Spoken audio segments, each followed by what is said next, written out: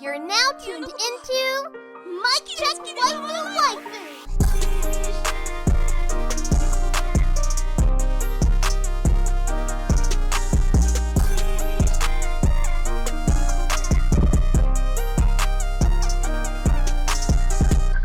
Polo and Tell, is that you? Mic check. Mic check, waifu. One Punch Tail, is that you? I'm here to deadly punch somebody. What's up, boy? What's good, bro?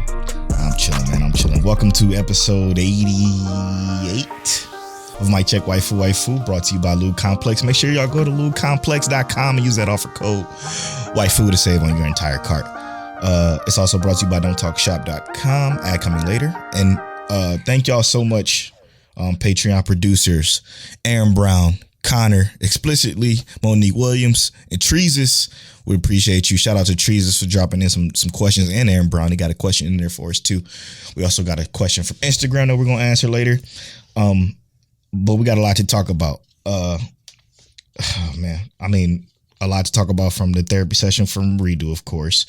I got quite a few shows I watched, and I wouldn't say quite a few shows. I guess it was quite a few episodes that I've watched of a new show. I don't know if Tell you have any new shows.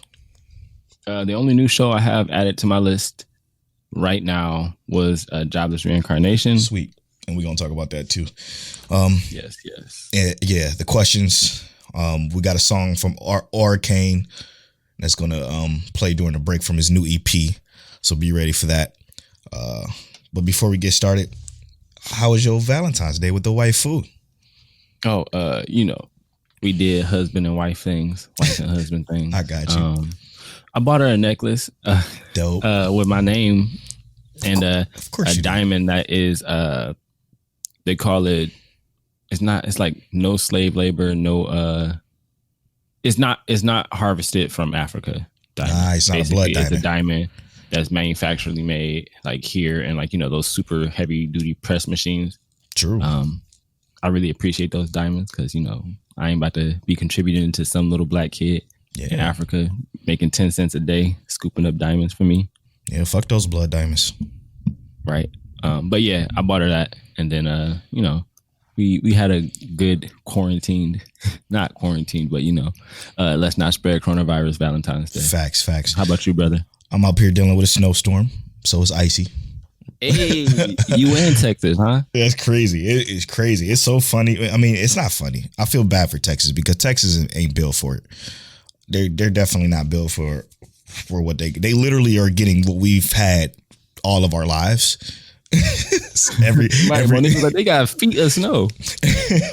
Every winter, it's nothing new for Ohio or the north of America in general, but they struggling, and I just feel so bad because they're just not prepped. I'm like, man, y'all, the internet gotta chill too, because they have to understand this is Texas we're talking about. People in Texas don't have salt trucks. They don't have grip on the roads. Like they don't know what ODOT is. I agree, but like also, I just feel like as a state in the South, right?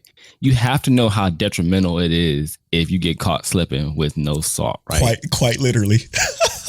Right. So like I remember when we lived in North Carolina and it was the first year we got there and it hit like 36 degrees and it was like flurrying, but the snow melted before it even touched the ground, right? So basically it was like rain. Right. And it wasn't cold enough for it to freeze. So like we ordered pizza and they wouldn't deliver the pizza to my house because it was the pizza place was across the street. So I drove across the street, picked up my pizza and was like, all right, thanks. It was like, hey, be careful out there. Like, first of all, sir, it is wet, not ice out there. If we were crossing a bridge, I would be driving carefully, but we are on even land here, sir. We're fine. So, but I get it. Yeah. Because the thing about it is like, think about Ohio, right? You've lived here most of your life. Okay. When there's an inkling of any type of ice or snow or anything like that, the ODOTs are out there dropping salt literally 12 hours before before it starts to freeze over. So the salt is already on the roads. They don't have that system. They don't have a system like that to where alerts go out to ODOT drivers that say, hey, come salt these roads before they even start to plow stuff. They just like, oh shit, we got ice. What do we do? Let's send the trucks out. So now the trucks are out there sliding on top of cars because they didn't pre-salt. So I said on Twitter, I'm like, man, they're trying to salt the roads with table salt now, because it's like those trucks are going to be sliding all over the place. So it's just going to delay them getting to location because they just don't have a system set up, because it's fucking Texas. Like Texas don't expect this shit. That's sad though, because like even here you can still buy salt. Oh yeah. Right. Like you can still buy salt. They just don't have it in mass amounts like that, right? Right. So like I know when we moved to Texas, because it's looking like we're gonna be moving to Texas, maybe Houston. Let's go. I'm gonna have me a bag of salt, just chilling in the garage. Yeah, like, it won't hurt. Just go ahead and put me a bag of salt. Also, Polo, if you're looking at getting a house, Texas is clean as fuck. I know. I already know. Prices is mad beautiful. You already know. I know. I was there in 2008 when the housing market crashed, and it was still better than what they are back, now. But yeah, it's crazy. It's crazy. Y'all stay safe. We got a lot of friends in Texas that's listening to this. Y'all stay safe, stay warm, keep y'all scarves on. If you don't know what a scarf is, it's this thing that go around your neck to keep your neck. No, I'm just kidding. I'm just playing. I hope y'all got winter coats. They don't. All right, let's get into this therapy session. It's starting to get a little tame, but we got some action from our main character. It was a nice little battle scene. Yeah, I'm like, okay, this is kind of clean. They kind of it was cheaply made, but it was still better than a lot of anime whose animations are not great. But you could tell it was cheaply made. Yeah, but I feel like the battle, it was supposed to be a battle, but it was about a lot of the context and like commentary, right? Like they were having a conversation. So I don't think the battle was 100% the main focus. It was the comments. Yeah. And the conversation they had was basically about how corrupt the kingdom is, and her basically trying to refute it with her knowledge of what she's always seen in the kingdom. Right. She's a sword saint. So to her, she's like, the kingdom has always been good and just and has always done the right thing. Yep. And he's showing her like that's not the case. Yeah, when he dropped that bomb on her after the battle, I was like, damn, the show's actually starting to get, I don't want to say good, but it's kind of like the intrigue is there, the interest is there, the story is there. That was a better episode than some of the other stuff I don't be wanting to deal with. Yeah, true. No, that's a fact. Because like, yes, our main character is still a manipulator. Like he used the aphrodisiac potion thing or whatever like that. That's true. But like aphrodisiac don't force you to have sex. Exactly. It just gets you in the mood. Yep. And she just was in the mood and was like, you know what? It was consensual. You're the perfect subject for this. Let's go ahead and throw it on you. It was force horny consensual. Sorry for those listening with kids. My fault. But it was. Yeah, he forced her to be horny, but she consented to the thing. Exactly. Which is that consent? I don't know. I'm confused. I'm gonna say for the time being, it is consent. If it's not, redact that. Redact that. You didn't hear it. Redact that. Yeah, that's funny. But not much really going on. We got a lot of story in this episode that I think is going to be super key to what's about to happen next. And I can't wait for it. The dude that he turned into him is on a prowl. He looking to attack. So I can't wait to see what that ended up being, because he's gonna get demolished by our main character. I don't even think he gonna fight him. I think old girl gonna put the mitts on him and it'd be done and it's over with. Yeah, I feel that. Right. I feel that. He's starting to get a nice little party going. One of the best swordsmen in the world. He's one of the most OP characters, one of the best mages in the world. And then this antagonist chick who's seems to be extremely powerful. So I hate talking about this because I want to say I'm looking forward to it, but I'm worried. I mean, you can look forward to it because like we obviously don't look forward towards the rough scenes, but we do look forward to the story driven parts. That's true. That's fair. We know what you're looking forward to. Okay. Thanks for making me feel better. As you should, but I got your back. Appreciate that. Yeah, so a nice little short therapy session for that one. It hasn't been too bad lately. I'm sure if it will, we'll go further. We'll have a much deeper therapy session. Exactly. But as far as new shows, I want to talk about one that I was just watching that I think our friends are going bruh. This is the shit I be talking about. This one is called I'm gonna talk about the good first, and then I'll talk about the bad after. The good is called Love and Lies. Okay. Now, hear me out. This is what I've been doing. Sorry if I got a little dark on video. This is what I've been doing. Okay. I've been sorry, I completely screwed up the entire video. Sorry, y'all watching the video version. I've been going through AniList and just going through like old seasons. So I will set the seasons up, and I'll set the seasons up and like just go down the year, right? I will go summer 2019, winter 2019, fall, etc. And I just been going backwards. And I found a show called Love and Lies. It's a Amazon anime. And when I was going through it, I looked at some of the recommendations that was with this show on AniList. And tell me why the recommendations that was on this was Scum's Wish, Domestic Girlfriend, Rent a Girlfriend, Rumbling Hearts, Golden Time, and Corco Connect. These are all messy slice of life animated I just loved. Okay. So Polo was like, we on there. I'm on there. I turned it on about 4 hours ago or whatever. And I started watching it and I just did not want to fucking stop. It's exactly what me, Panda, Rob J, fucking Nay. What's the name of this? It's called Love and Lies. Nay, it's what we love, that messy slice of life shit. And it's a fucking doozy. Okay, so Love and Lies is about it takes place in the world of Japan, in which in 1975 Japan passed a law to where people aren't, because the reproduction population went down drastically. So they came up with a law that the government gets to pick who you marry at the age of 16. Okay. So just think about that situation. You're 16 years old and you're forced to basically fall in love with whoever the government assigns you to be in love with.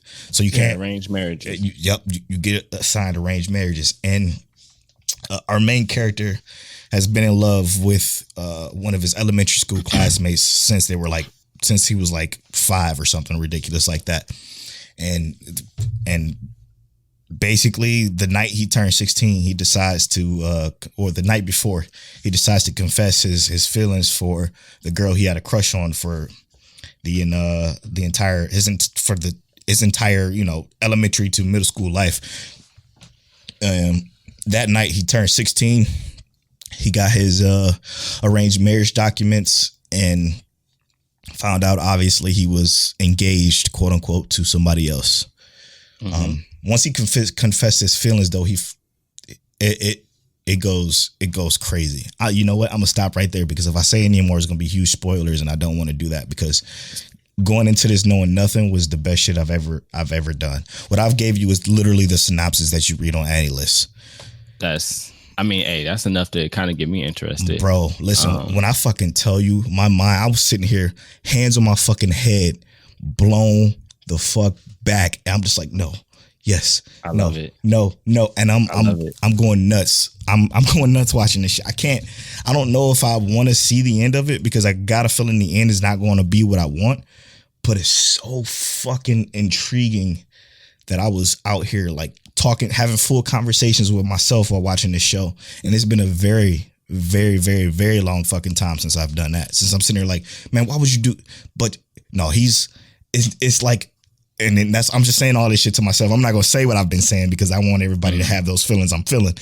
But this shit, bruh, I'm passionate about it. I love it. I think if all goes well, this might be in one of my top slices of life.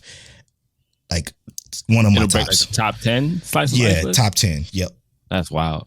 And I've been watching so fucking much slice of life, dude. It's been crazy. So I do want to say that since we talking about slice of life, yes, sir. Beastars season 2 is really, really, really fucking good, bro. Oh, I'm not surprised. Like, this shit is kind of low key blowing me back. Oh shit! And the way the characters develop and change, and they no longer playing checkers, they playing chess. Ooh. They trying to figure shit out.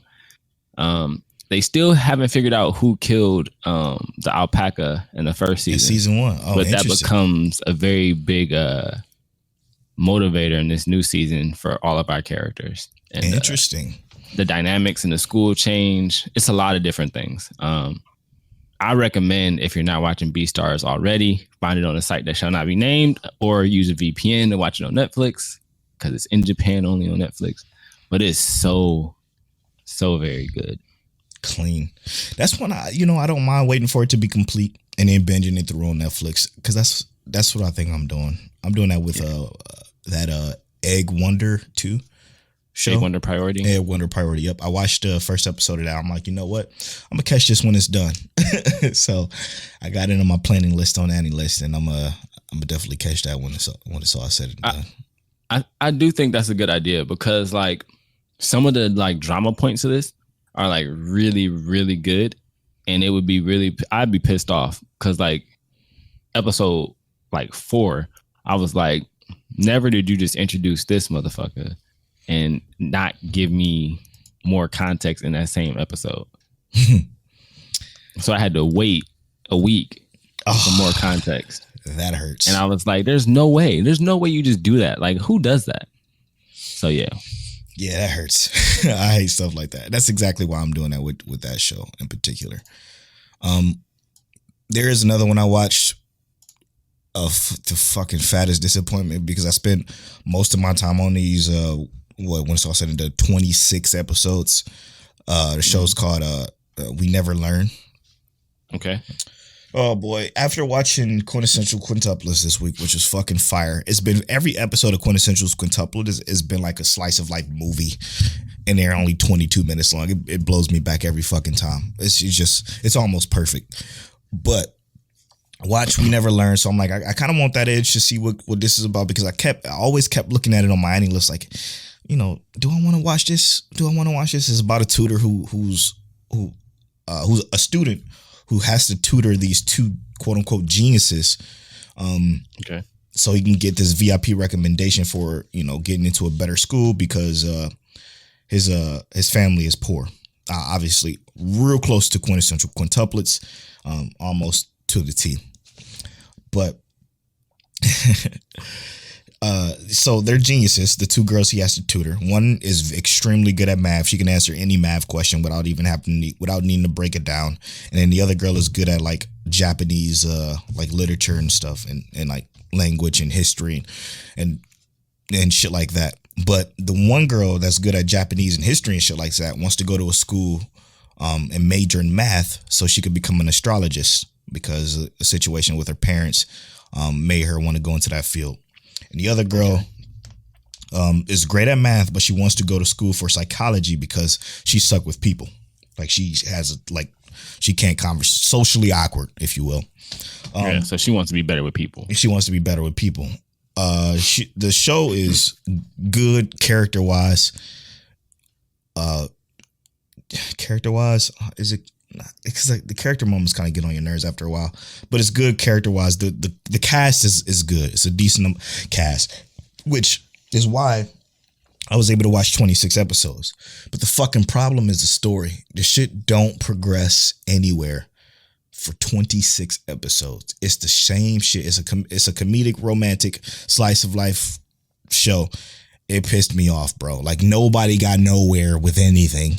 In 26 episodes? In 26 episodes. I'm like, yo, I mean, the tutoring shit progressed, right? Like they got a little bit better with what they were trying to do, and eventually becoming decent enough to go to the colleges they wanted to be assigned in class. Spoilers. What the fuck ever, don't watch it. But it like the romance was so bad, and the way it ended was like the worst ending I think I've ever seen ever, that I'm just like, yo, I can't believe I wasted my fucking time with this shit, because I thought I had I was talking to Black Anime, shout out to Black Anime and Aaron. I was talking to him about it, and he said the same thing I said, like, yo, you're watching and you're like, okay, at least I got, with the way this is going, I at least got 4 more episodes to figure out what is the conclusion to this entire story. And it just ended. And when it ended, it said the end. Like, it was the end. I was like, yo, what the fuck? I just turned around like, what the fuck did I just watch, bro? I was so irritated, man. I'm like, I cannot believe I just wasted my fucking time. 26 episodes. Didn't even give you a good ending. No. On top of all the seasonal shit I'm watching, 26 episodes, and this is what you do?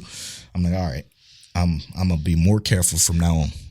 You sound like you was about to get this high praise. It's whole called trash. We Never Learn? We Never learn. Like I said, the characters are... Polo learned not to watch this kind of shit again. I learned today. Like, the characters are great, bro. They're great characters. And that's what stuck me into it. But then that's what we learned from Polo today. Lesson of the podcast. Yeah. If the recommendations are good, the show's probably good. Yo. That one was not so much. I'm sorry. Yeah. I also watched Psalm of Spider, So What? And this new episode was actually like interesting, because we got a plot of like, there is one of these kids who was reincarnated as like a hero, not like just a regular magic person or swords wielder. He was reincarnated as a healer. And then the one girl who was reincarnated as a dragon evolved into a larger dragon. And her stats are like apparently better than everyone else's in the party. Because she's a dragon, right? But she's still not a big dragon. She's just like a mid-sized dragon. Like we would still be taller than her, but she's bigger. But they introduced that there was a boss level character that is a spider that the hero has to come kill. So the hero is making his way to the cave that our main character is in, and she's been trying to level up and become a better and stronger spider in. And I'm like, yo, are they about to come kill her? Like, is that the goal? Because I feel like she ain't made a name for her, so why would they come after her? Well, they get in there, and there's a smaller spider. Like, it's about her size, but it's super strong. It commands all the bigger, greater spiders, but it's fast and strong like she is. And basically, it's fighting the hero, and the hero didn't think that he was going to be able to do really anything to it. And I mean, I don't think y'all gonna watch Summer Spider, so anyway, so that's why I'm giving the kind of slight spoiler. The hero didn't think he was gonna be able to do anything to it anyway, but he was able to get like a defensive spell off and burn some of this the shell off of the spider. But what was interesting to me mostly was the fact that the spider was super strong, but there was something that scared the spider while they were fighting the hero. To where the spider wouldn't even move anymore. So I'm thinking that there's an even larger creature behind the hero that they're kind of going to jump into. Now, I don't think this anime is good. I was just about to say that this shit don't plot-wise ever sound good at all. But I do 100% think it's entertaining, because it's just like, I turn it on and it's just, if I expected something mindless, it is that. I was about to say, you got a guilty pleasure. Yeah, I don't even feel guilty about it. I like it. Okay. Look, I'm not gonna lie. I feel it. It is what it is. But it's honestly just, there's like, the comedic beats aren't super strong, but it's like, it reminds me of how I felt watching Hamtaro, but not as funny as Hamtaro. Nah, for Hamtaro, I actually laughed at Hamtaro myself. I know you did. Stop hating on Hamtaro. It sucks. Actually, I got a Hamtaro drawing I'm working on right now. I'm about to put some locks on this ham. I can't stand it. Let me show you. Let me show you real quick. Let me pull it up. Let you know your boy Teliano ain't playing. I really did ham time. Oh, he really is. It's in his Procreate right as we speak. I hate him. It's really good too. Watch the video version to see this fucking Hamtaro pictures. Put some locks on Hamtaro and it looks so clean. Some shoes. We're gonna put some shoes on that boy. I hate that it looks so good. Yeah, man. So you watched Jobless Reincarnation finally. Oh, I don't know why you would think I watched that. I hate him. I need a new host. All right, so we about to talk about Jobless Reincarnation. Let's do it. The show is so beautiful, bro. I love this art direction and the way it's the art direction is kind of flat, but they have like this grain to it that I just enjoy. I think this is one of the better looking shows this season. The way I view the art direction, to me, it looks very reminiscent, if not the same kind of like what you say when you talk about flat and like the gradient. It reminds me of Tower of God. Kind of, but this is more like a storybook too, like, right? Don't look like it has a different look to this one, but it had like, I was looking at the characters and like kind of like how you look at their flatness and almost like the texture a little bit. It felt like Tower of God. And I was like, oh, that animation looks really dope. And I saw that from the first like 5 seconds of the show opening up. Yeah. I was like, oh, I like this. Looks so good. Yeah, it's good as fuck. So what you think about the story so far? So it's very compelling, obviously, because I want to know what's happening next. And I'm a little worried because they send my boy off in the latest couple of episodes for what, he's 7 at the time and he's gonna be going until he's 12. Girl ain't gonna care about him no more. She gonna move on, find her a 12-year-old boyfriend. Wait, you talking about who got elf ears to Sylphiette? Sylphiette, yeah. Okay. I'm like, come on, Dad. First of all, Paul, he ain't shit, bro. Yo, Paul ain't shit, bro. Shit. Paul is the worst. He is the definition of ain't shit, bro. He should have stayed single, man. He done smash. And you know what's funny though? All the chicks that he done smashed, like, they ain't complaining. No, they ain't complaining. Well, the wife was. She was. Yeah, because he out here smashing extra people, right? That's true. But like, he smashed the maid, his wife, got 3 kids so far. He smashed the cat chick. Yep, Ghislaine. Yeah. Yeah, when our main character said something about when Rudy said something about it, she was like, don't call me mindless or muscle for brains. But then, also that they had sex. She just sat back like, okay. Yeah, like, because he said something about it being some of the best he's ever had or some shit like that. I'm just like, wild, bro. Literally, he is a horrible character, but he's kind of like a goat. Yeah. Yeah. Oh my gosh. All right, I want to chime in real quick. Go ahead. From the homie Saphir. He said I got a question for y'all. Jobless Reincarnation rank in the isekais for y'all. Where does it rank? So for me, my isekai list is kind of long. Mm-hmm. But this is actually kind of up there for me. Okay. And the reason why I'm saying that is because for some reason, I know this is slower than most isekais, like the build up, right? Like, we are 6 episodes in, and we haven't really seen that much action like we have in, what was it, episode 5, where Rudy went off with his magic, where we actually get to see him use his magic, which was fucking astonishing, bro. It was wonderful. My favorite part was when he fought his dad. That magic he was right there. I was like, why haven't you been doing that the whole time? Use it for movement. Yep. You could be the dopest swordsman. You literally could be projecting yourself around. Exactly. But go ahead, Paul. Paul wasn't having that shit. But like, for me, for some reason, the character development in this has been clean up until we got to like I was talking about on Twitter with Zay. Up until we got to the point where he got shipped off to this red hair chick. Like, I wish this was like just a 1 episode thing and they kind of time skipped us from here. Like, I don't like her character. I don't like this whole situations that he's in. But other than that, like, I love the story in this for some reason. And it hasn't even been much of it. He hasn't left his home the entire time we've been watching this until recently. So like, I'm interested. Yeah, the whole thing up to now has been like more development of him. Yeah. Right. So like, that's why it's so good. That's why we like it so much, is because they're developing that character and we're seeing those things, right? We also know that there are still many levels for him to go. Yes. And we also know that what he thought was unique to him isn't really quite unique to him. Yeah, people can cast magic without saying it. Right, which I was surprised that it wasn't surprising to those thugs. You know what I mean?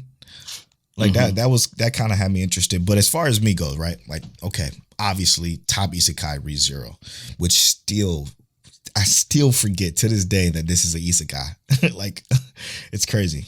And then the Hack series,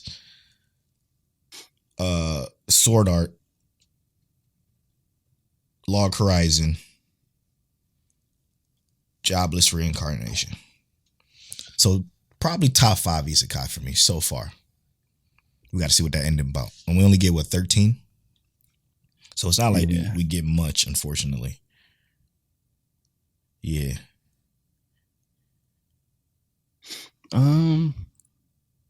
So it would be hard for me to rate it right now because I wouldn't want to rate it until it's done. No, that makes sense. But oops, sorry. I think if I had to go with like my number one isekai would definitely be ReZERO.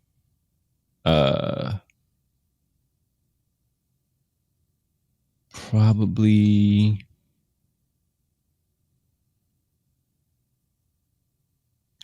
sheesh, bro. Yeah, we're gonna start with ReZERO. Overlord. Oh, I forgot about Overlord. Yeah, I really like Overlord. I don't know.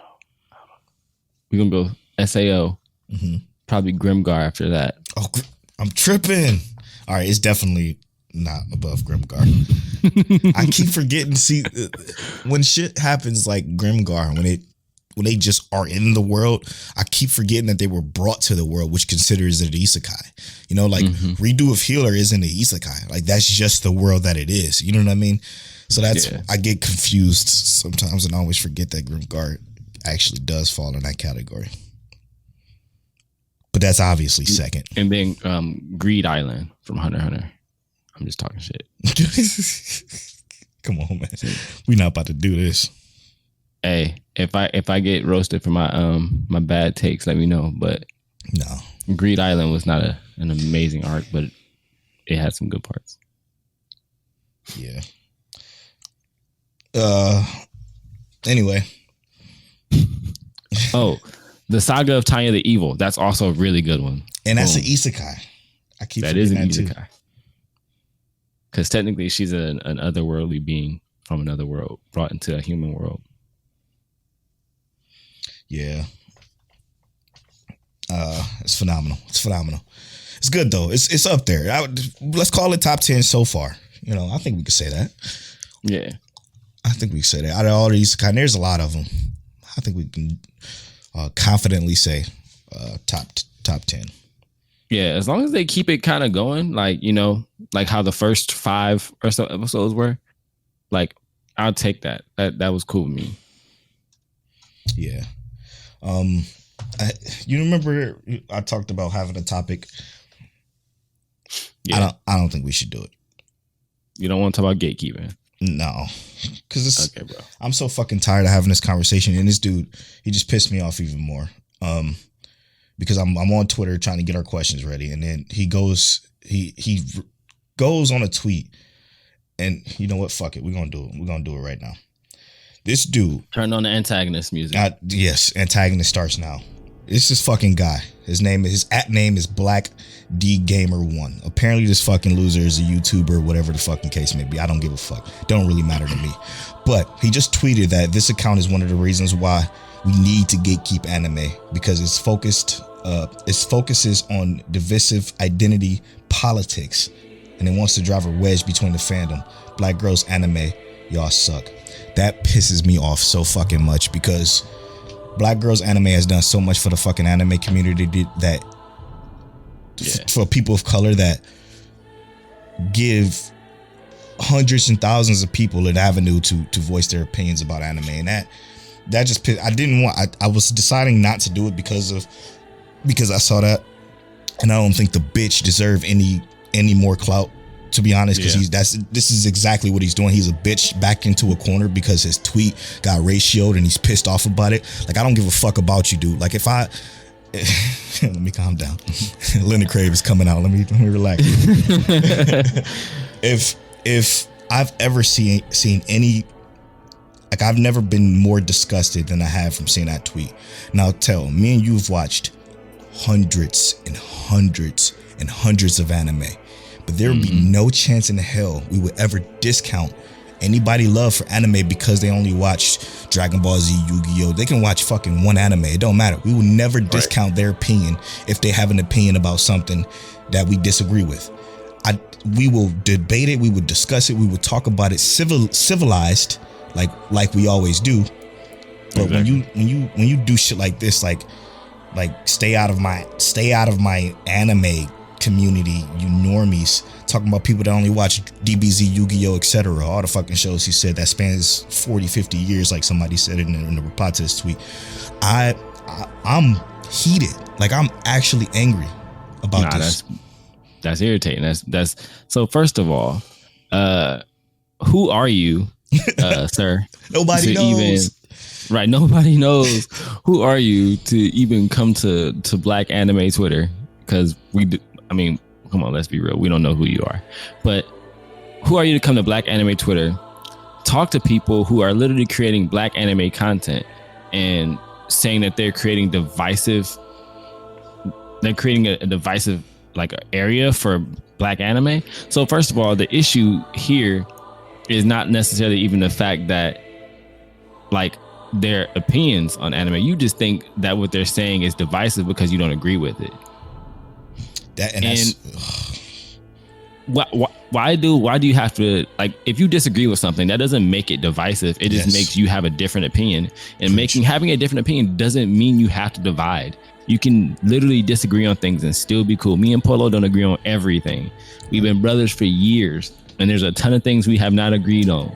Facts. But I don't understand why we always get some random douchebag, and it's always some dude or a market of dudes or a gaggle of dudes or whatever you want to call a bunch of these bum dudes who come on anywhere.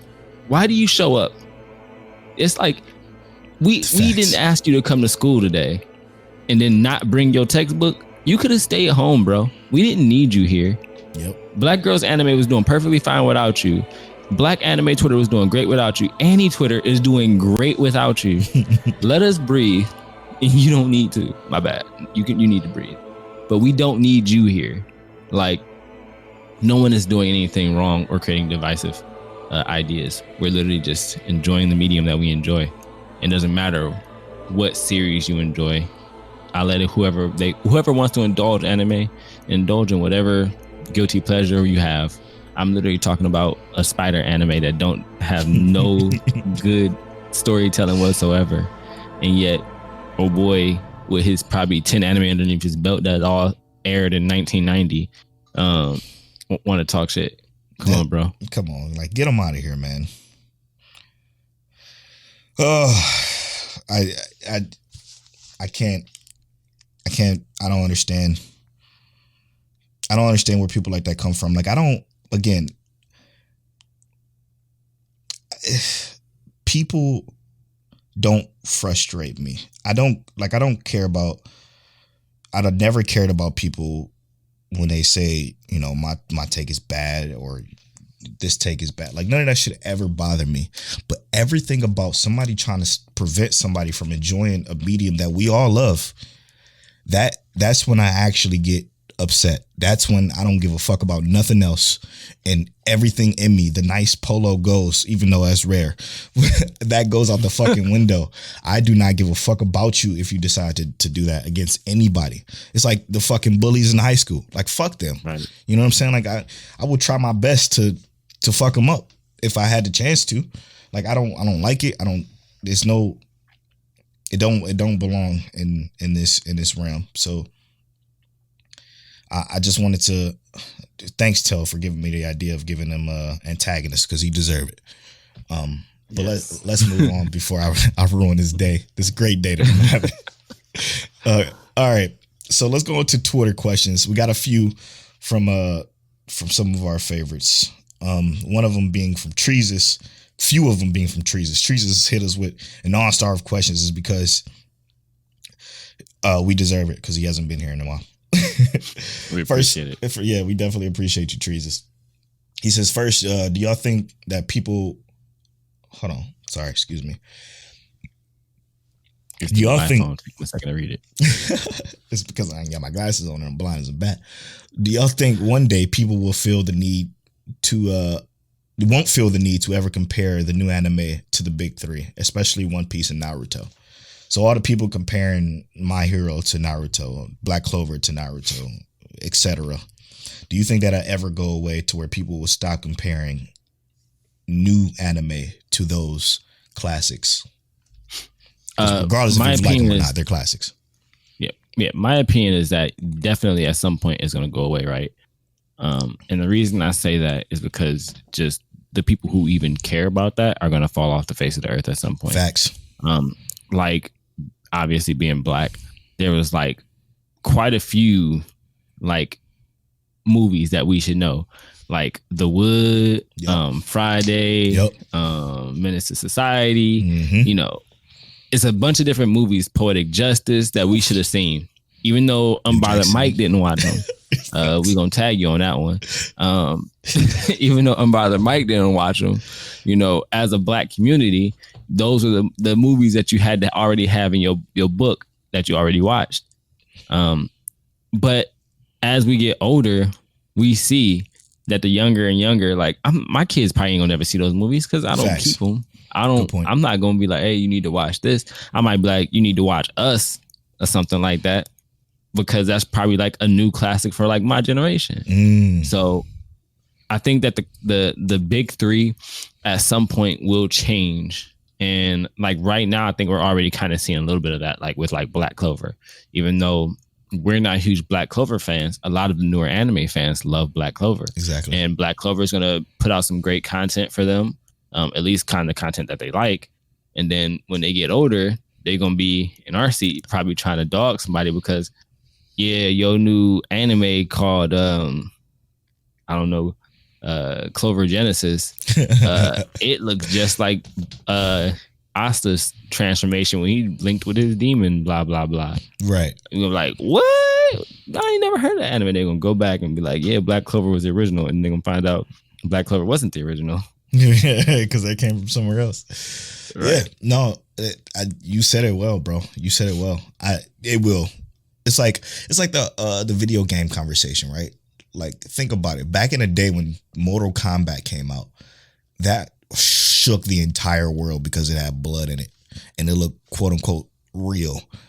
That those people in Congress who wanted to ban video games as a whole or make video games like, you know, you can only play them if you're 20. Yeah, if it's more friendly or if you're 21 and older. Regulations that didn't make sense until ESRB came through.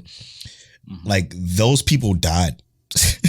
Like, those congressmen from back then, those old men and shit that thought GTA was the reason for gun violence, they're pretty much dying, you know, and as harsh as that is, but it's the truth. People age and they die. Shit, and then eventually it went away. Like, that conversation is still had somewhat, right? But it's not like it was. Like, you got more congressmen talking about regulating loot boxes than they do the violence in video games, because it's like, right, you know, that's what the younger generation is more so concerned about. So I think it's going to be like that. I think the people are eventually going to not talk about it. Kind of how people don't really discuss, you know, Yu Yu Hakusho and Cowboy Bebop and Trigun as right. Like quote unquote like a big three, you know what I mean? Because that's kind of what it is. True. Even though Cowboy Bebop is 2000s. Yeah, but you get the gist. Trigun, like let's say if we was gonna really talk about a big three around that time, it would be like Trigun, Cowboy Bebop, and like Dragon Ball. Exactly. Yep. And that would be a big three. If we go as late as 1995, we might throw Pokemon in there. But if we talk about like a big three, those would have been the three around that time frame that really like shook shit up for people. Exactly. So, and people stop talking about that. But you know, there's people who still remember, like people still remember Astro Boy's first anime episode. Yep. And people still talk about Studio Ghibli. Facts. You know, so there's still gonna be people who talk about it. There's gonna be young people who go back and see it and they're gonna appreciate the art. But at some point, you know, we gotta let people move on and be like, you know, they can have their new big three. Exactly. Valid. All right, let me go to this other question. We have a couple more from Trees, but we're gonna go to the Shibble. I hope I'm saying that right, Aaron. One of our Patreon producers, Aaron, says anime inspired games. Which were the biggest letdowns and which were the biggest surprises? Anime inspired games. Which one was the biggest letdown and which one was the biggest surprises? I can tell you one of mine. Yeah, for sure. Pokken Tournament. Biggest surprise or biggest letdown? Letdown. All right. And I say that because not because the gameplay itself is bad. It's just more is that like Nintendo is so bad at putting out. They don't put games on other systems. Right. So Pokken Tournament did not have a good head start at all. So like they could have had a game that was at every fucking gaming tournament, but because they're so bad at like adapting shit and keep putting it on other consoles, they just don't. True. That they literally dropped probably a cool couple $1 million on there. This is easy for me. Biggest letdown, Jump Force. The potential, man. The potential. Yeah. But here's the thing: is that Jump Force? You ever played the Jump Force like All Stars that was on like the Game Boy Advance? No, just this Jump Force that they got now, the newest one. Yeah, the Jump Force that they had, like it wasn't called Jump Force. It was Shonen Jump, but it was the same like game, right? Mm-hmm. But it was like Shonen Jump All Stars, and it had like Luffy and Naruto. Like it was when Naruto had his first basic transformation. It wasn't Naruto Shippuden where he was fully cloaked in like golden, whatever. But and the game itself was super fun because it was super contained and simple, right? With Jump Force, they're doing too much. Facts. I think Shonen Jump would have been like the Jump Force game would have been amazing if they just did it like almost like Dragon Ball's Fighters, like DBZ Fighters. Yeah. If they did it like that, it kind of would have actually probably had a better reaction from people because it's simpler, easier for them to understand. They're not going to do a 3D fighting game. Yeah. Yeah, and it was terrible. But the biggest surprise, one of the biggest surprises for me was Shinobi Strikers, actually. That game, people like that game. It's actually really, really, really, really good, and it's still getting content. I just got Season Pass 3. I was playing it quite a bit with Legal, just like not even a month ago, like 2.5 weeks ago. We were playing it pretty heavy. Shinobi Strikers is actually really good, man, and being able to create a ninja and learn from pretty much the entire Naruto verse and have their moves and combo different moves together is. Insane. Yeah, it's insane. Mm-hmm. It's so much fun and entertaining to do. People are like gods in it, so it's kind of hard to. Yeah, I like watching it. I definitely wouldn't play it. Yeah, it's tough to play, but I won a couple of matches, so I feel good about that. I like that with some planetary devastation. Yes, sir. Yes, sir. I had bet. I had it wasn't planetary devastation, actually, bro. I'd have the almighty push. Then that shit is broken in that game. That's what I would have. It was the Madara's alt when he bring down a big boulder. That's what I would use all the time. That's planetary devastation. Not for Madara. It's called something else. I forget. Because he brings down the boulder like the giant meteor, and then he brings down a second one on top of it, right? Yeah. No, that's planetary devastation. He just brings down one giant boulder the size of a moon. Is what it is supposedly. Really? Yeah. Okay, I thought it was. I could be tripping. I thought it was planetary devastation. Yeah, me too. Yeah. I didn't unlock planetary devastation until later. Okay. So, I guess my biggest surprise would have to be my current pickup. Yeah. Which I already know. ReZERO. Really good game so far. Everybody's super cute. by the way. Yeah, true. Yeah, of course. Cute as fuck. Speaking of game, we have a new server. Please join. The server will be gilded.gg/mic check. Just join. It's just mic check. Yeah. Join that link. We have calendars set up. We are going to be doing events like gaming shit, fitness stuff with Tails in there. You could pop by our forum and post, whatever thread you want. Yeah, it even has spoiler tags, so you don't have to worry about spoiling everybody unless they want to be spoiled. The forum is probably, I think, is the sickest part about this server. It's gilded.gg/mic check. Join us there. We're trying to transition from Discord because this is just a better app. Yes, way better app. So check that out. Sign up with us there. I'm going back to the questions now, so let me go ahead and there it is. Let's see here. We're gonna go back to Treesus. Let's see here. Oh, I keep doing that. I'm on my personal Twitter looking for questions. I'm a doofus. It be like that, bro. I'm not gonna judge you. He says, when COVID is behind us, y'all going to hit up some conventions? That's ironic. Now, I literally just shared. So Colossal Con is the first convention I ever went to, and that was in Ohio when I went to it. But as what I saw earlier today, Colossal Con will be going to Texas. Guess who else might be going to Texas? Your boy. And then we're going to try and get Polo to move to Texas. Yes. if we can. Yes. But basically, Colossal Con is coming in November in Texas, and hopefully by that time I think I'll have plenty of free time, and I also hope that this is all over. If that vaccine is hitting, I'm gonna go ahead and slide in there. True. But I plan on going to at least one convention. I hope. That to piggyback off the gilded.gg server, Teresa says, are y'all ever going to do some live shows and group video discussions? The answer is yes. And we're going to use gilded.gg/mic check to do so. We talk about that stuff in the after story all the time. So if you are a Patreon supporter at any level, you get access to our bonus podcast, The After Story, where we discuss background information going on with the podcast proper. And won't that also be in Gilded? Yes, sir. Yes, sure. Teresa says, if you drink, what's your favorite alcoholic beverage?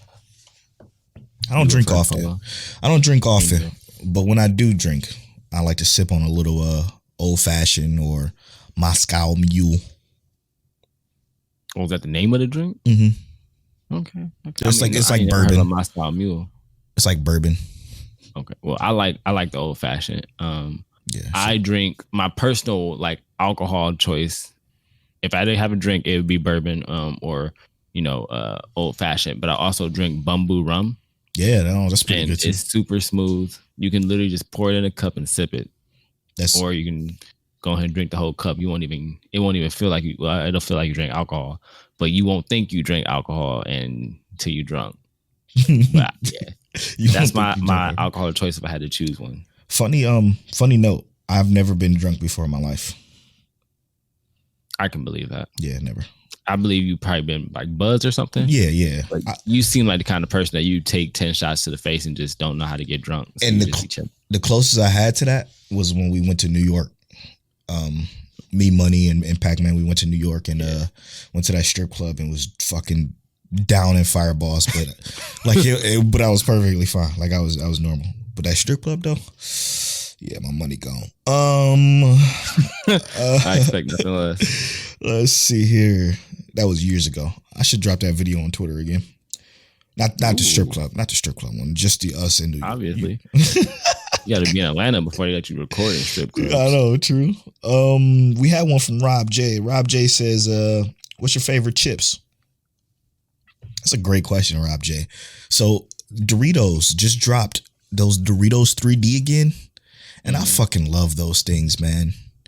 I don't know if you hip to those, Rob, but because they crunch. There's like a little extra crunch when you bite it. It's like a pop, man. It's like a bubble. It's so good. It's so fucking good. He's dissatisfied. It was Polo about to make an ASMR. but they're seasoned different. Like they're not like regular Doritos just in 3D form. They're like they got spicy chili cheese and spicy Cool Ranch type shit. So that's why they're better. You know what I'm saying? Okay. What's your favorite kind of chips? I like the cheddar jalapeno Fritos. Ooh. Not Fritos. What do they call it? Cheetos. Yeah, like the Cheeto twist. No, you sure it wasn't Fritos? It's cheddar jalapeno, but it's just Cheetos. They have it's Cheetos. I got you. But I just don't eat chips that often. I almost never eat chips. Sweet. All right, let's get to know my check waifu. Then we can go into Let's do it. Go into break. I didn't realize we were 55 minutes into 88 already. You know how we end up doing. That's true. Tell turn to read the question. My turn to roll the random number generator. For those of you that don't know, this is the part where we get to know us, get to know the host a little bit better. I roll. One of us rolls a random number generator, and the other reads a question from a docket, and we answer it together with you. Let's see what we get this 92. week. 92 questions. So let me go ahead and generate 42. Jackie 42. Robinson. Favorite fighter in anime? Favorite fighter? Fisticuffs, hands? Yeah, who throwing the best hands in anime to you? Or not who throws the best hands, but who's your favorite actual fighter? Strong question. I'm gonna fuck around and say somebody from JJK, to be honest. I mean, I wouldn't be mad at it. And Gojo, man. I think Gojo is motherfucker get banned from real life. Yeah, like every time he try to do something, he can't even show off his power because he get fucking barriers that block him out. We'll talk about that later. We're gonna talk about that later. But yeah. So as we go say Gojo, yeah, he's my favorite. We didn't really see him go out. She just showed up to one fight. Now Gojo the GOAT. Gojo my favorite, man, because I like his attitude. Not even Sukuna, who said like, "Hey yo, peasant, don't come over here. Don't think you can touch my soul and get away with it, bro. We don't do that over here." He is pretty legend too. My favorite fighter in anime, and I know some people probably not gonna agree with this, but I really fucking liked Brian Hawk. It's your favorite. He threw hands, bro, but also he was an asshole. He just kind of went in and was fighting whatever. But I liked his like tenacity in the beginning until, yeah, it's your favorite, not the best. All the way down. Yeah, I like him. Dude's fire.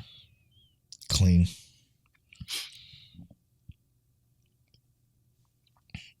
All right, we'll be right back after we play this dope song from Auracane. Thank you so much, bro, for letting us drop one of your tracks on the show. They're dope, as always. This new EP, his links will be in the show notes. Make sure you guys go drop by his Spotify and stuff like that. Just show him some love. Give him a follow on Spotify.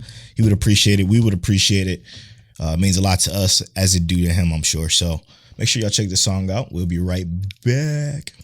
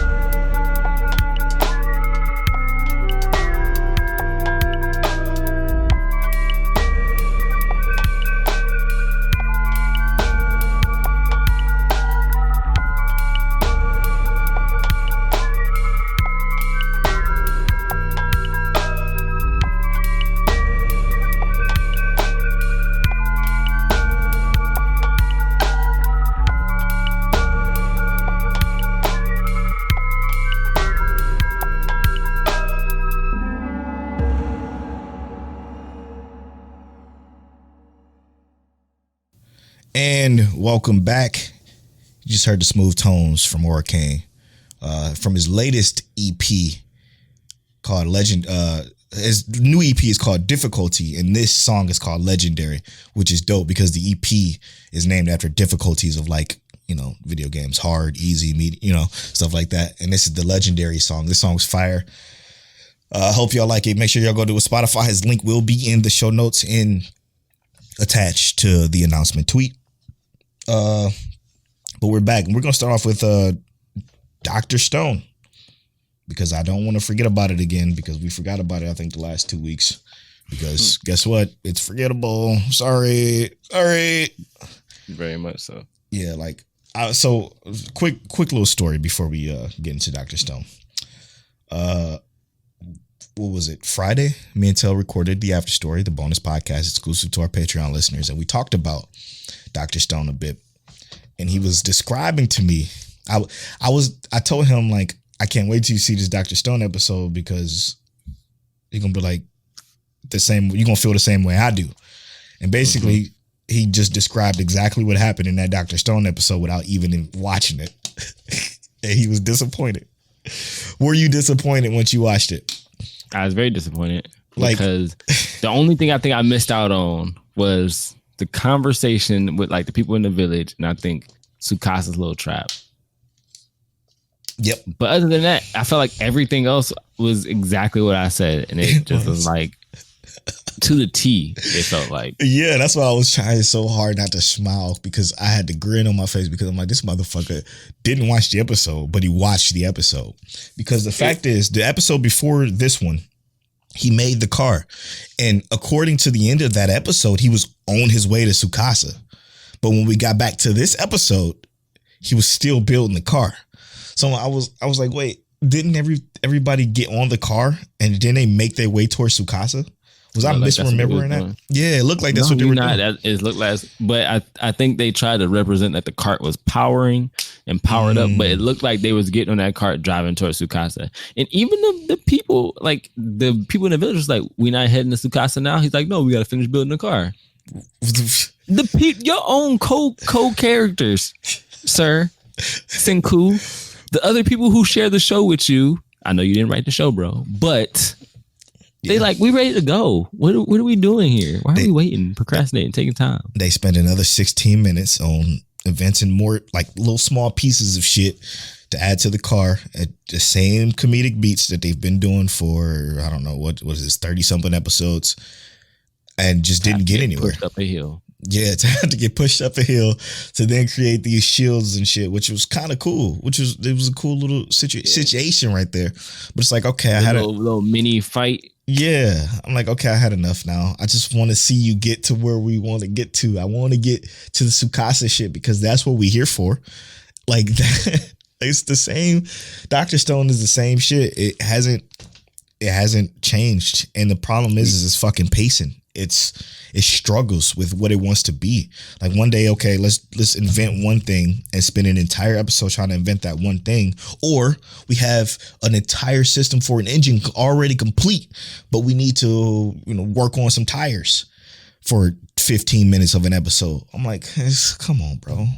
Like, my issue with that is, like, it's not necessarily that he had to make tires, right? Or they had to put on armor for it. He knew he was going to be doing this. As a character who's supposed to be so well prepared and everything like that, you would have thought that he had already been putting this shit together. Bro, I didn't even think about that, because I was too confused on how the hell he had this intricate, what's the word I'm looking for? This difficult engine all put together already. Intricate, yes. I'm tired, all right. This whole engine put together already, but then they spend, like, the engine was done, complete. Like, every piston and piece, they show, like, one piece of that being assembled, like, 2 episodes ago, which is cool. They showed one piece of it. I'm fine with that. But, like, all of the other pieces of the engine were already complete and put together and put on the car. But then they spent 15 minutes on tires. And the same stupid ass jokes that I'm just so tired of. The big heads and crazy. Yeah, that's the biggest issue with this show. It's like, It gets in its own way, man. It's good. Yeah. The most interesting part was anything that has to do with Tsukasa. True. I'm tired of Jin asking questions to Senku. Yes. Because then we just get long, drawn out explanations. Yep. I prefer when Jin knows the answer. Yep. Because those are actually really cool moments. It's facts. Jin is like, oh, I know what happened. And then he explains it very quickly and swiftly. And then we go on next. Whereas if Jin is like, I don't know the answer to that. Senku's like, let me break down the chart. Then Mecha Senku comes through. Yep. This is the chart that Senku is going to break down. Then Mini Mecha Senku comes through. This is the chart that Meku. Yeah, I'm done. It's better than Fire Force. How? That's not even my biggest concern. It's just I can't be predicting TV. I can't predict shows. I literally did not watch the episode until like right before we recorded because I knew I was gonna be disappointed. Yeah, man. It was a waste of time. Like, just get to the Senku shit. I mean, Tsukasa shit. That's what we here for. I want to see hands being thrown, even if no blood is being shed. I don't need that. I need Tsukasa to throw somebody off a waterfall again. I just need them to have a conversation again. Like, them two talking was like so great. And I just love that Tsukasa is not stupid though. Yes. Why is Tsukasa more interesting than Senku right now? Is it because we don't see Tsukasa enough? We need Tsukasa in our life. It's probably because the characters around Tsukasa, Senku, was getting on our fucking nerves. I think that's what it is. I think it's just the supporting cast that's like slowing him down. I don't hate Senku. Yeah, I don't hate no. Senku at all. He's a pretty good main character. It's just the characters around him, which understandably so, they're bland. They're so fucking bland and boring that I'm over it. Yeah, I'm over it. All right, let's move on. If I had to be reincarnated in the future or brought back in the future in a world I don't remember because shit changed or something like that, 2,000 years have been frozen in stone, I would want to be on Doctor's. I would want to be on Senku's side, 100%. Yeah, facts. Yeah, I'm right there with you. If this was like everyday life, I'm choosing like Edward Elric or some shit like that, bro.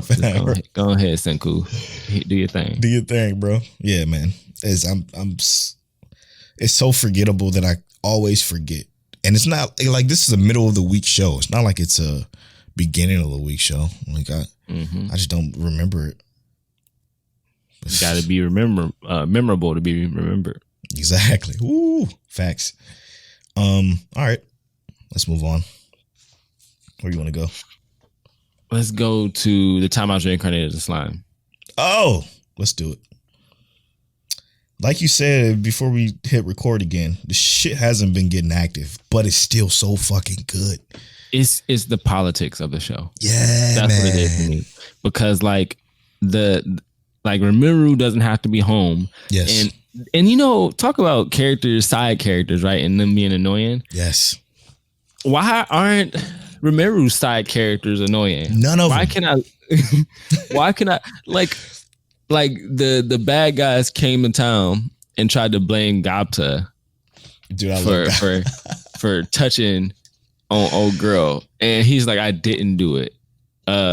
So what's his name? Gabba or Gabi, because they all goblins. They got different gob names. He comes up and basically is like, look, I know you didn't do this, but we're gonna apologize for it anyway because they're clearly trying to start a problem. It's like, do you remember this character from episode 2 or 3 when he had nothing? He was just like a regular ass goblin who had no anything. And then all of a sudden, these characters have grown. Like every single one. There's such a huge cast of characters and they're all better. Yo, they all develop so well. Character growth with side characters is a hard thing to do, I think, in anime. This is my personal opinion. I think it's hard because you have to worry about how much growth the main character gets and then focus on character growth for side characters. Yeah, and then when they focus on side characters too much, people like the side character more than like the main character. Exactly. Why some people like Zoro more than Luffy, Vegeta more than Goku. In this particular case, I like them all almost the exact same. Like Rimuru still gets the most, right? Like he's an interesting character in general. Yeah, he's a dope dude. He doesn't even know much about himself. Exactly. And we learn at the same time as him. Exactly. But everybody else around him, dude, when the what are they called? His main like force, the princess. The orcs. They're orcs or ogres. I think they're ogres. They're ogres. They're ogres, yeah. Those ogres are probably some of my favorite side characters ever. 100%. Because they're so what's his name? Benny Maru? Yeah, they're so like individually they're all different. Yeah. They're all very different characters. They're so unique into them being themselves. Like I just love that, man. The old man and his swordsmanship. I'm Yup. just like, I fucking love him, bro. The ninja. Oh my god. Yo, he is so fucking raw. And he always, every time somebody pull up, it's time to practice the sword. Yep. He don't even say practice with a sword. He say it's time to practice the sword. Come get this practice, bro. And he fight 6 people by himself and be dogging them. I'm like, this is why when people pull up to Rimuru Tempest's city, they be like, yo, why is everybody here raw? Because they don't play. They don't play.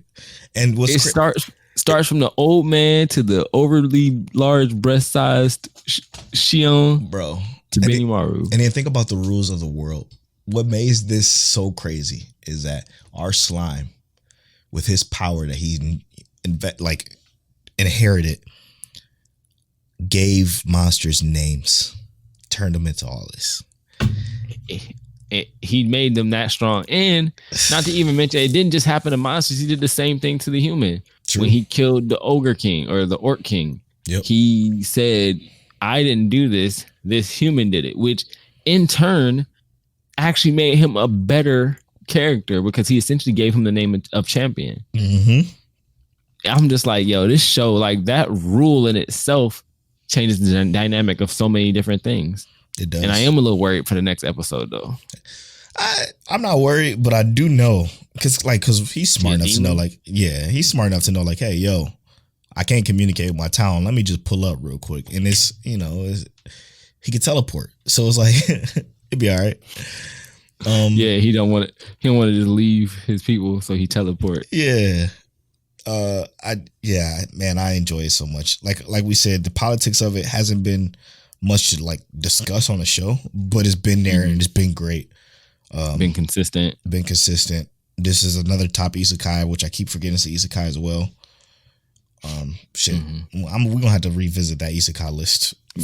Might as well go ahead and episode with like top 10 isekai. Yeah, we might have to.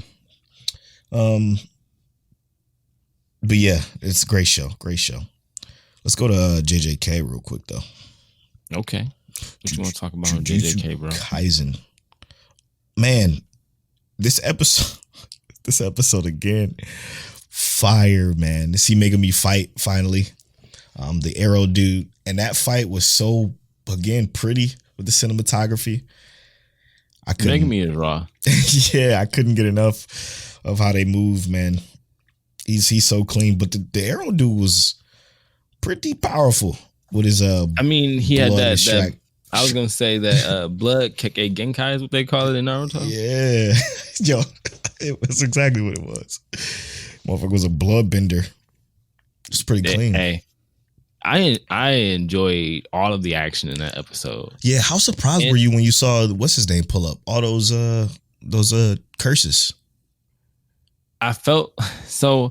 This is now a 3-way fight. I felt like something else had to happen, right? Because they're supposed to be fighting curses in the first place. So I just assumed it was going to be like a tougher curse in there because they wanted it to kill. It was. Right? That's the problem. It was, but it was killed by the other curses.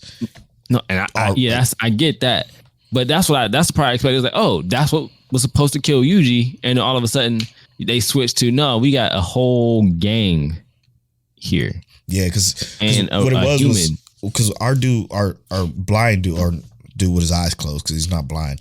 Dude with his eyes closed was supposed to pop that blood, and then that would have activated that curse that was supposed to kill Yuji. But because the curse is pulled up and just wiped that fucking curse out, it was like, oh shit. What shocked me the most is that the fact that I wasn't expecting it. Like I was expecting this should just be this little tournament arc. I wasn't expecting all the motherfuckers to pull up like that. But I kind of thought it was a really cool way to like, okay, they think they're getting a tournament arc and then they kind of flip that around really quick. I thought it was a really cool, like slick, almost introduction to another scenario. Like it gave us that sense of like falsehood. Yep. I was enjoying it. I enjoyed every piece of it. It was, man, but I love the creativity of the curse, where he doesn't talk their language, but they can understand his language. Mm-hmm. Like he has his own formulated language, but like he can form his words in their mind. And also him calling himself like the plant. He clearly is like a curse of the earth, right? Right, like, right. Humans destroy the earth, and he is there as that incarnation, I guess. I love the curses. They're super cool. I feel like they're just creative. Extremely, yeah, I was about to say that. Extremely creative, man. So different. And that's what the show is about in general. Like our guy who has the cursed speech, he's so fucking powerful and so clean. He said, "Don't move." Dude was like, "Wait, I'm an S grade curse. Did you tell me what to do?" Dude, it felt like spirit energy. Yeah. Spiritual pressure going on. It looks so clean, dude. And when he told them to run, I was like, oh shit. He said, run. And it just rang through. Like the sound design for that was so clean too. And his voice, yes, his voice is nice. Yeah. And I hope it sounds as good in the dub, because I know that's going to be coming along. Yikes. But his voice was deeper, and it felt like, and it might have been like the echo, the effect of the cursed energy. But that's just so cool, bro. Like how they was already worried about him in general, just like because his power is OP, and then we finally actually get to hear him do something with it. Bro, I got something to. No, I'm gonna save that. That needs to be a topic in itself, and I'm gonna save it. Go ahead. We're gonna write it down after the podcast. Yeah. But fucking fire. Zay had a problem with the old dude coming out with the guitar in a rocker outfit. In the rocker like fanboy outfit. I love old rockers. Me too, dude. So first of all, I thought that was hard because I thought he was all talk, bro. But he had the piercings and shit, so we should have known something was up. Like that was the indication that he was more than just some old dude. Like that's what I figured. I'm like the piercings was there to indicate, hey, I'm not just some old dude. I thought the piercings were religious. Oh, okay. I didn't think about that. Because he looks kind of like that Hindu. True. As kind of like person. No, that's a good point. But that did not cross my mind at all. I was thinking he had like a young spirit in him. Yeah, young spirit in him, like Master Roshi type deal.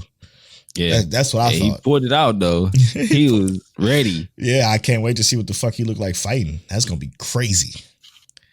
It's probably got some. It's probably gonna be similar to the dude who talks because it's a sound. True, maybe it can control actions or something. Yeah, and then you got he about to be raw though because he old and he thought he could handle Gojo, which is interesting to think about. Speaking of Gojo, the fact that they erected a dome that only was to prevent Gojo it pisses me off because that's what I think. It's smart. Nah, man, I think it's cheap. I don't think they want the strongest motherfucker in the world of Jujutsu Kaisen to be a part of these fights because it should be over. Yes, but also like to think that like, all right, they know that they can any and everything else, right? What's the only thing you gotta get rid of? They literally said we got to get someone who's better at erecting barriers for this scenario because I thought they said something about a barrier like episodes ago. They did.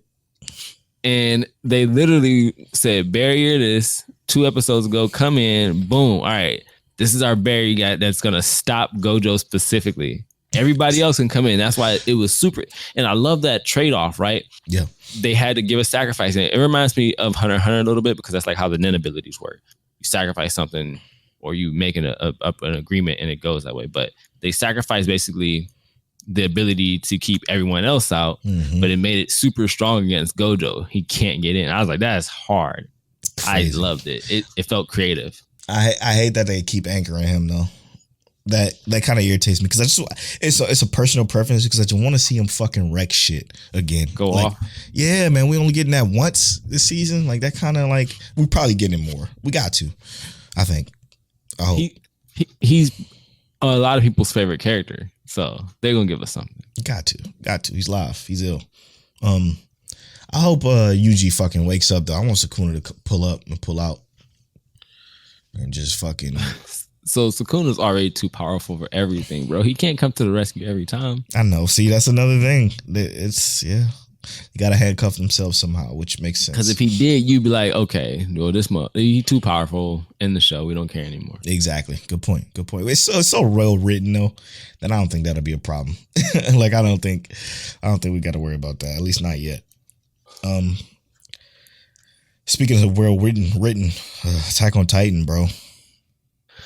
Consistently, bro. This whole season has been about Aaron's, like, some people are going to call descent. I'm going to say his ascending. Yes, I agree. Aaron ascending to the heights of greatness that he is.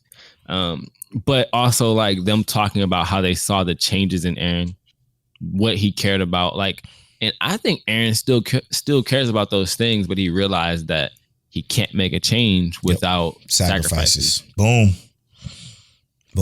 That's exactly which it. hurts because his original plan, Sasha, was not going to get hurt, but she did. And that's just the reality of going to war like this, you know. They took out thousands of them, but they got Sasha. Yep. But how this story played out, thinking that because we know he has the founding Titan in him, that whole conversation about him sacrificing Historia and stuff like that. And it's like, I love these character interactions. I can't wait to see who the baby dad is. That's interesting. I mean, you already know, but it's crazy to think about what they did to protect her. And I love it. Okay, so real quick, refresh my memory. I don't remember why Aaron has to give up his Titan power. Like, if you become old, you can't older. You can only be a Titan for 13 years. Well, not even. I think you can only be a Titan. Yeah, it's like 10 or 13 years. But basically, most of those people who are Titans, their body, they just die in the curse. If they don't get eaten by another Titan, the Titan transformation goes to random Titan. So they wouldn't even know who the Titan is, wouldn't have any understanding on how to get them on whose side. So they want to eat Aaron before he turns, that age. So like they can get that power and not let it go to anyone else. Can he be just great enough to where he don't need to do that? That's what I want. That's what the fuck I want. I got a feeling there's a sense of betrayal coming because of the Niccolo dude. Mm-hmm. He was in the cut rolling doobies up. I'm worried about him. Maybe he's just upset about Sasha, so he might still be on the side of our people. He's just gonna be a fucking careless, if you will. There's a lot that I want. I can't wait. I can't wait for more. What kind of frustrated me though is the conversation on Twitter about Full Metal in this. And I want this to end real quick so then I can do a proper compare and contrast. But there's no time in Full Metal Alchemist Brotherhood that I felt down about. Yeah. And there was they tried to downplay the ending. I can't remember who said it, but somebody tried to downplay the ending of Full Metal Alchemist, talking about like that resolution was horrible. I'm like, they literally had to team up to fight basically God, bro. Yeah. Like that ending was made for that scenario. It was perfect. Well, no, I'm not gonna say perfect, but it was to me, the entire series was a masterpiece. So Facts. I thought it was worth it. It blew my mind. Now, it made me want to rewatch it so bad, but I'm like, I gotta not, because I want to just watch other stuff right now, bring it to the show, and then we'll do that when that time is right. But yeah, pretty good. Is there anything else? ReZERO. Fuck. Bro.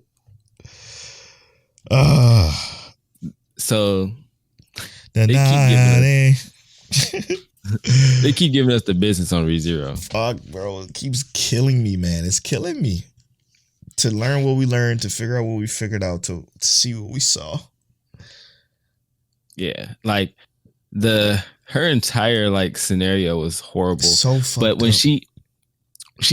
I liked that moment when she was like, she just said, forget it. I'm just going to absorb all of that. Amelia's like, yo, I'm pissed, right? Mm-hmm. She said, die. Ice goes through her. Die. Ice goes through her again. Die. And she's like, killing girl 1,000 times. Die. And it's like, to see that she went through that, and then she basically just got her whole everything erased. Yeah. I'm just like, what's great is the way Vanity was describing what's going to happen to her. Like, okay, you're going to do this, but then you're going to create a familiar that's going to have that power that you just exuded from your body. It's also going to freeze this entire village, by the way. You're also going to lose all your friends and family that you cared about here. And your memories, they're going to be gone. So now my question to you is, do you think, is that Vanity way of controlling it, or was that just going to be the consequences of Emilia using that power? I think so. That I definitely think that's like Vanity controlling it. But I think that also the witches have like a power of speaking into existence, or at least that's what it seems like. They all have some kind of power where whatever they that's exactly what I thought come it was. through, but it might be she has to say it with a certain like type of surety, like she's sure this is going to happen. Yeah, I'm not sure how it's going to play out when we actually find out, but that may be what it was, is that Vanity can say you're going to do this and it just happens, whereas let's say Greed asks a question and makes that information appear. So you know. Yep. But that's what it seems like. They invoke some kind of power like that. That's what I was thinking, because of the way she did that, and it was consistent with the conversations that Subaru had with the other witches. I still cannot fucking wait to rewatch this shit dubbed, and then probably rewatch it subbed again. Like this is just a show that I could do that so easily with, because you will find something different. You will learn something new with the English dubbed and in the rewatching the subbed again, because of ReZERO has so much information that I do believe everybody watching it misses something. You miss something. I guarantee it. And that's why it's so rewatchable, because there's so much shit in season 1 that I rewatched. I watched sub, then watched dub, then watched subbed again, and was finding new shit every time. Like, right. It's insane. And then one of those rewatches being the director's cut, which clearly had new shit in it. Right. So, number 1 anime, bro. 100%. I just wanted to say, what did you think about Geese? Fuck, man. I don't necessarily feel like, I feel bad for him, but he's not forgiven. Yeah, he's not forgiven, but you can't, like, all right, think about the situation, right? Why would he give a fuck about Subaru or Rim or Roswell? I was saying that too. Like, he don't care nothing about them, right? Why would he? Yeah, but he doesn't know they're linked to Emilia at that time either. So he just did his thing. But it's also, so like, he's not forgiven for it, but it's also like, damn, I feel bad for you. I'll probably be twisting people's head off too. Yeah, I mean, and it's not like, no, he literally just lost his mind. And then Vanity says something to him. I can't remember what it was. She took him away. I don't remember exactly, because I don't think it was like legible, but they showed her talking. Yep. And he rises up and she tells him, this is what you're going to do. And basically he walks off with her. And I'm just like, yo. And what these witches say is rule, apparently, is law. I mean, so, oh man, it's so fucking interesting, intriguing, deep. Just in the fucking development of characters. Like, I never thought, like, I liked Emilia fine, right? Like, I liked her fine, but I'm liking her now, bro. She's way better now. Like, way better. Also because they never developed her this much in season 1. Like, we only learned about more of the current her. This has gone like a whole different route from season 1. Like, which is crazy. Yeah. How many times did Subaru die this season? I don't think he died once. No, he died. You mean, this came part. Back to this half of the season? Yeah, this half of the season. No, he has not died in this half of the season at all. Like, after the first half ended with him biting off his tongue and getting revived by the witches because of everything that they said, and then now it hasn't been about what the fucking main rule of this world is this entire time, and I'm not missing it. Like, it's not that I'm not missing it, because I don't ever miss him being killed, but like I don't feel like it's a gimmick. You know what I'm saying? Yeah. But that's how I feel like they started off season 1 or season 2, and they kind of like gave us some death. Was like, boom, don't forget, he still be dying out here. True. And then they came back and said, you know what?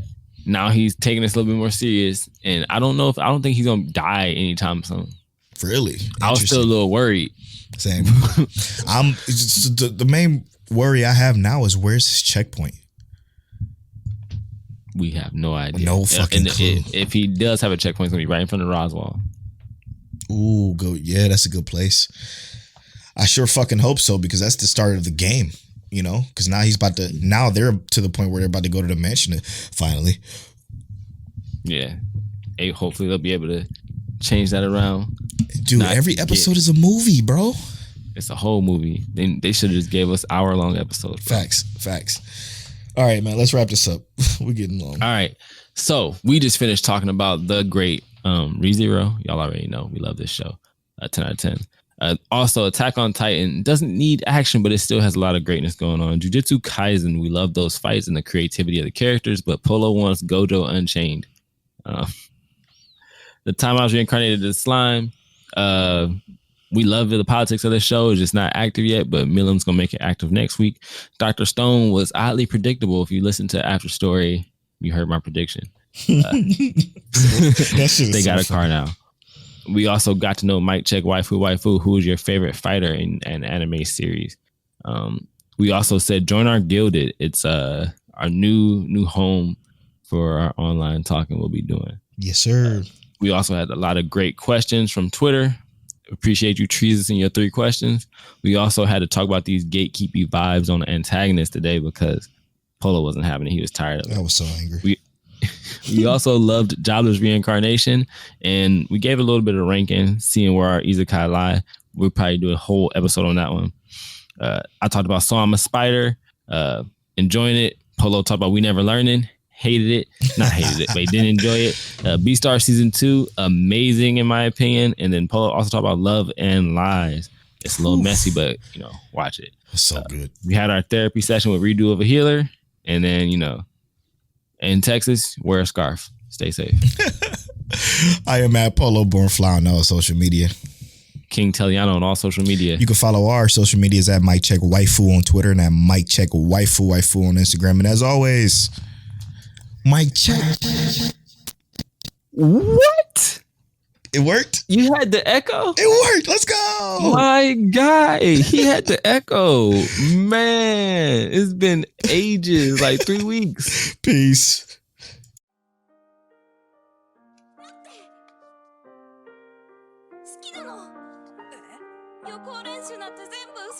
You're now tuned into Mike Check Waifu.